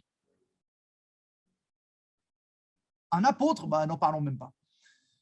Donc un prophète, l'onction prophétique est ce qui dispose. Regardez ce qu'il fait. Il dit, va, appelle ton mari. Donc déjà, il commence parole de connaissance. Il a dit, je n'ai point de mari. Jésus lui dit, tu as eu raison de le dire. Je n'ai point de mari. Car tu en as eu 5, et celui que tu as maintenant n'est pas ton mari. En cela, tu dis vrai, Seigneur, lui dit la femme, je vois que tu es prophète. C'est intéressant, non? De voir que même l'islam dit que Jésus n'est pas un évangéliste, n'est pas un apôtre. Pourquoi ils disent que c'est un prophète?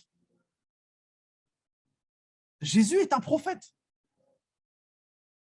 Il est la manifestation et la démonstration de l'Église, mais la caractéristique prédominante de sa vie, c'est qu'il est venu avec un message. Le message d'en haut, le message de la gloire, le message de la réconciliation. Il est venu comme un prophète sur cette terre. Et il a prophétisé librement. Et suite à ça, qu'est-ce qu'elle a fait? Elle est partie partout dans la ville crier hey, il y a un grand serviteur de Dieu là-bas. Et qu'est-ce qui s'est passé? Tout le monde est venu. Cela dispose le cœur. 1 Corinthiens, chapitre 14, versets 24 à 25. Regardez le conseil de l'apôtre Paul. Mais si tous prophétisent et qu'il survienne quelques non-croyants ou un homme du peuple, il est convaincu par tous, il est jugé par tous, Les secrets de son cœur sont dévoilés, de telle sorte que, tombant sur sa face, il adorera Dieu. Eh oui. Combien d'églises sont là? Eh, ils parlent en langue, ils parlent en langue, ils parlent en langue. OK. Mais effectivement, s'il y a un païen qui se pointe, ils vont se dire, eh là, ici, ils ne sont pas au clair, ceux-là. La première fois que j'ai parlé en langue en présence de ma famille, ils m'ont regardé d'un air, OK, bon, on va arrêter de lui parler, lui. Non, mais analysez les faits. Alors que si tous prophétisent, quand je prophétise, je parle au cœur de l'homme. Si tous prophétisent et qu'il survienne un non-croyant ou un homme du peuple, il est convaincu, il est jugé par tous, les secrets de son cœur sont dévoilés. Eh oui, parole de connaissance. De telle sorte que, tombant sur sa face, il adorera Dieu. Et vous vous rendez compte, l'onction prophétique amène à l'adoration.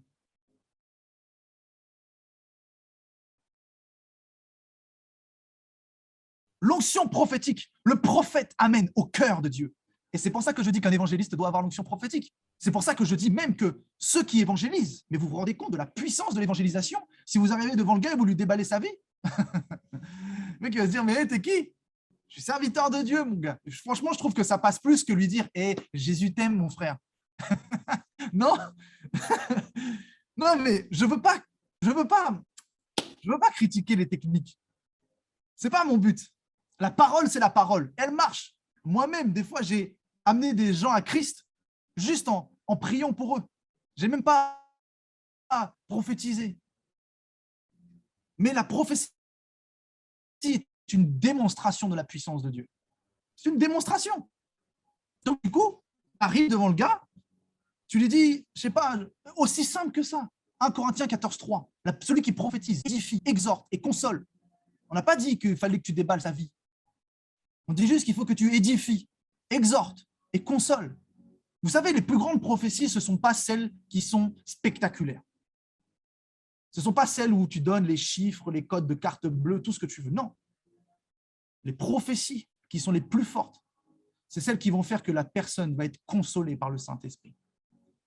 C'est celle qui va faire que la personne va dire « Ok, soit j'accepte Christ, soit j'adore Dieu, soit je me relève, soit je marche, soit j'avance. » C'est cette prophétie qui vient d'un cœur pur, d'un cœur qui aime, qui dit « Mon frère, Dieu m'a montré ta souffrance, mais je prie pour toi. Dieu m'a montré que là, ça ne va pas. Ah, comment tu sais? Mais Dieu me montre. Là, il y a un problème dans ta vie. Tel problème. Ça peut être de plus ou moins précis. Ce qui compte, c'est le cœur. C'est le cœur. Quand tu viens avec une prophétie, on s'en fiche du niveau de précision. Ce qui compte, c'est ton cœur. Est-ce que ton cœur est disposé à aider cette personne? Est-ce que ton cœur est disposé à faire en sorte que la vie de la personne va changer, non être juste choqué? Parce que si tu lui dis, ouais, tu t'appelles comme ça, elle va faire comme si je ne savais pas. Mais que tu lui donnes aucune solution. À quoi ça sert? L'apôtre Paul le dira lui-même. Si même j'ai la foi, si même j'ai la prophétie, si je n'ai pas l'amour, je n'ai rien. Si vous voulez prophétiser, si vous voulez être saisi par la grâce de l'onction, si vous voulez manifester les dons spirituels, soyez d'abord saisi de l'amour. Avant d'être saisi de l'onction, soyez saisi de l'amour.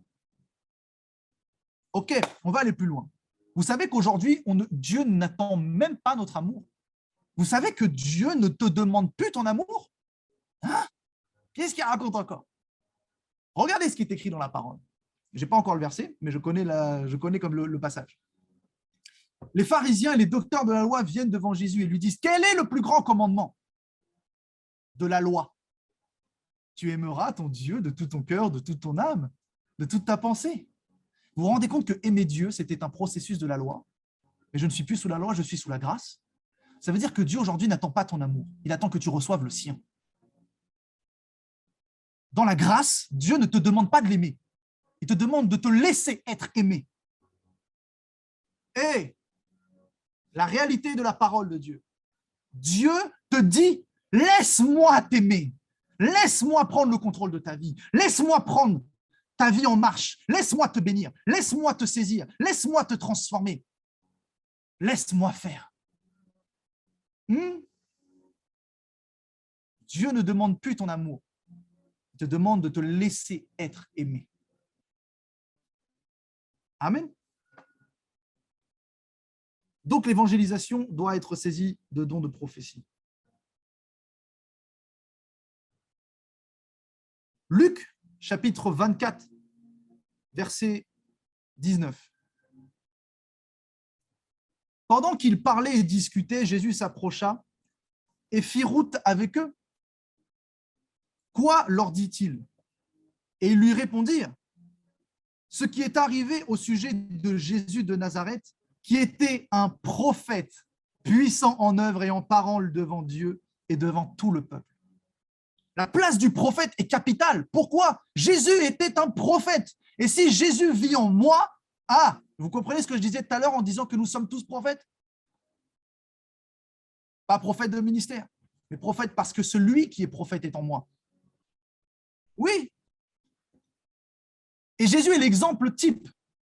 Donc ça veut dire que si on brade le prophète, si on critique le prophète, si on sort le prophète, on sort un des aspects de Jésus, de son épouse. Éphésiens chapitre 4, verset 11. Nous l'avons lu tout à l'heure, mais j'aime bien la suite. Il a donné les uns comme apôtres, les autres comme prophètes, les autres comme évangélistes, les autres comme pasteurs et docteurs pour le perfectionnement des saints en vue de l'œuvre du ministère et de l'édification du corps de Christ, jusqu'à ce que nous soyons tous parvenus à l'unité de la foi et de la connaissance du Fils de Dieu. Oui, un prophète amène au perfectionnement des saints, comme les autres ministères. Il amène à la connaissance du Fils de Dieu. Mais le Fils de Dieu, c'est Jésus.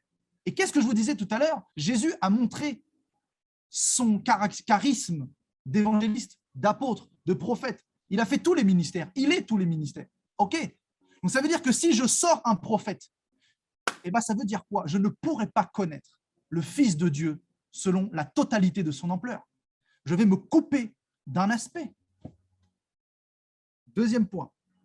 À l'état d'homme fait et à la mesure de la stature parfaite de Christ. Oui, les hommes de Dieu, les serviteurs de Dieu, les prophètes nous amènent à la perfection en Christ, afin que nous ne soyons plus des enfants flottants et emportés à tout vent de doctrine par la tromperie des hommes, par leur ruse dans les moyens de séduction. Oui, là, à quoi sert le prophète? Il sert à nous avertir. Parce que si le prophète n'est pas là, je peux vous assurer que ce verset-là n'a plus place. Le verset qui dit que afin que nous ne soyons plus des enfants flottants emportés à tout vent de doctrine. Donc là, on parle du docteur, par la tromperie des hommes, par leur ruse, dans les moyens de séduction. Donc pour contrer les moyens de séduction, il faut avoir des moyens de discernement. Et c'est le prophète. Amen.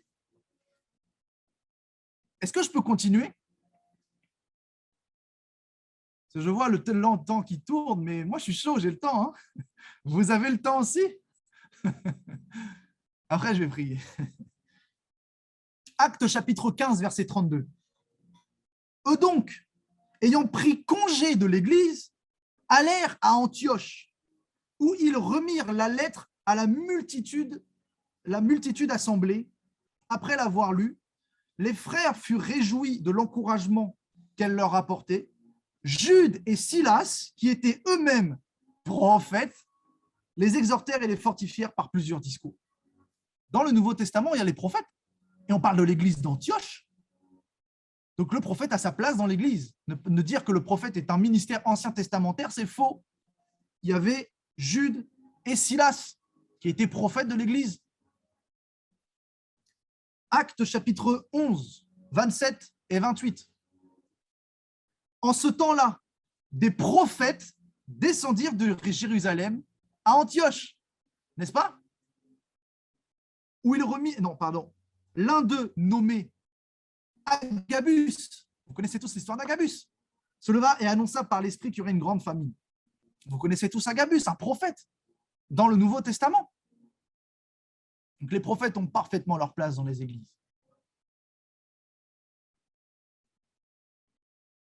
Éphésiens chapitre 3, verset 5.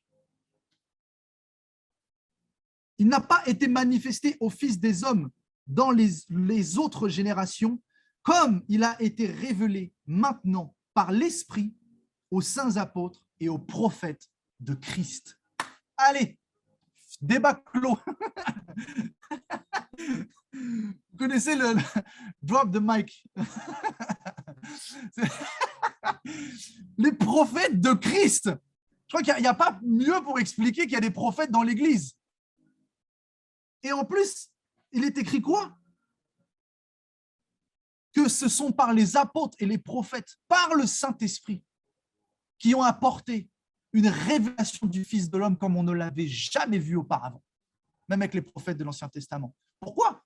Je crois que si je ne dis pas de bêtises, c'est dans 1 Pierre chapitre 1, versets 15 à 16, qui dit que même les prophètes de l'Ancien Testament faisaient des recherches sur l'œuvre du salut qui ne leur était pas adressée. Ah, vous vous rendez compte?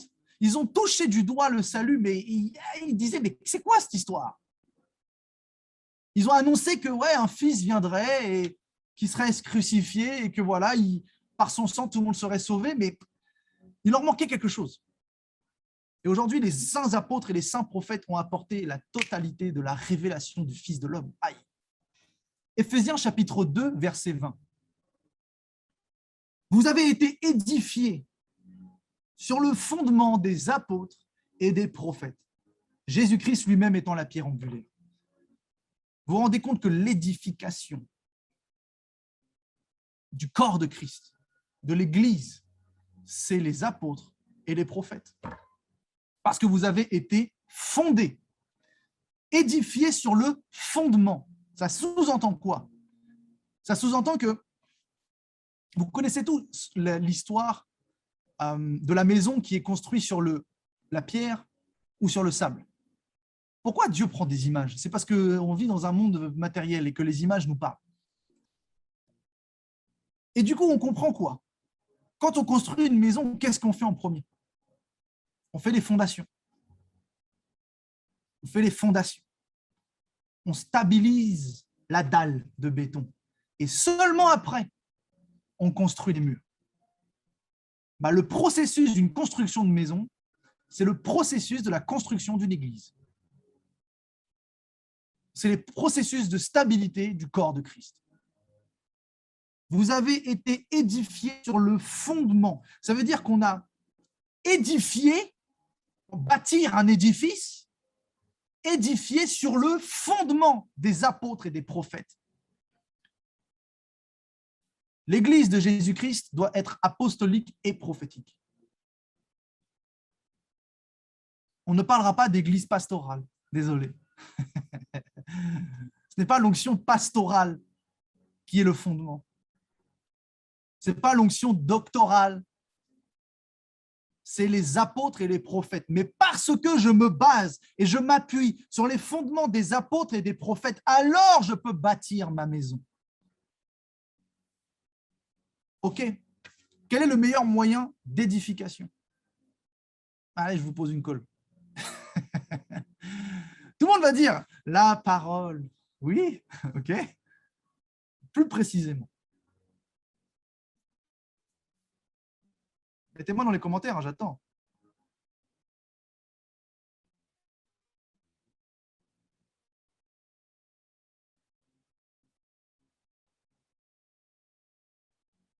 La révélation apostolique et prophétique. OK, continuons.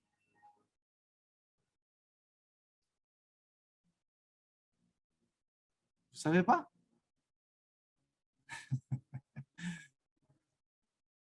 OK. Vous connaissez le verset qui dit la prophétie, OK? Quel genre de prophétie? Le réma, intéressant. Quel genre de réma? Parce que moi, je vous parle de votre édification personnelle. Vous avez été... Aïe! Qui l'a dit? Billy, my God.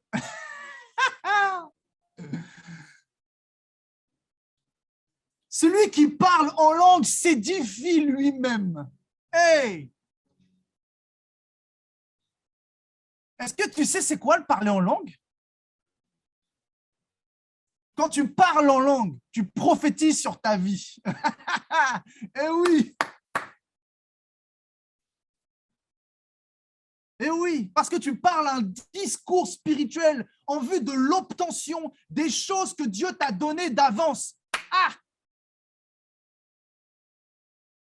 Quand tu parles en langue, tu prophétises sur toi-même. Tu es en train de te bâtir. Tu es en train d'amener la réalité de ce que Dieu a dit de toi. Tu es en train de manifester dans ta vie ce que Dieu t'a donné d'avance.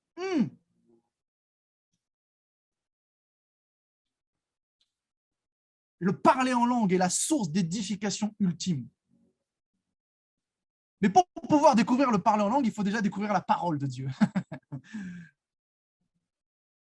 Et la parole, évidemment, qu'elle édifie. Mais la réalité, c'est que la parole enseigne.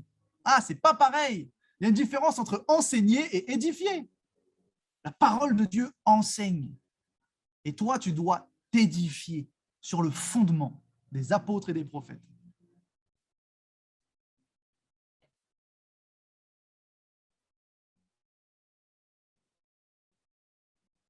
Merci Saint-Esprit. Merci Seigneur Jésus-Christ. Alléluia. Je vous regarde avec les yeux du Seigneur à cet instant. C'est Jésus qui sait tout. C'est Jésus qui voit tout. Et c'est Jésus qui fait tout. Luc 6, 40. Tout disciple accompli n'est pas plus que le maître. N'est pas plus que le maître. Mais tout disciple accompli est comme le maître. Ouais. Ça veut dire quoi? Ça veut dire que nous pouvons tous, écoutez ça, être comme Jésus. Oui. Le but, c'est la stature parfaite de Christ. Donc, on peut être comme Jésus sur cette terre. Et être comme Jésus, c'est être comme lui en parole, en acte, mais surtout en pensée. Et pour pouvoir être comme Jésus, il faut quoi? Être un disciple accompli. Ça veut dire avoir accompli son disciple-là.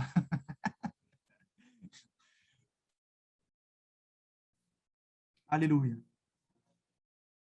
Qui est béni ce soir?